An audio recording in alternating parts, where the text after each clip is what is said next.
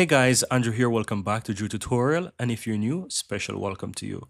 Now, in this video, I'm going to show you how to add your tax ID or your VAT taxpayer number to your Shopify account. And this is if you're currently living in, for example, Europe. It is required to add this tax ID to your Shopify account, right? And you obtain this if you're a person doing business or you currently own a company and you have a VAT number or tax ID number, right? So how do you do that? Just simply go ahead and click the settings on the lower left hand side in your Shopify account.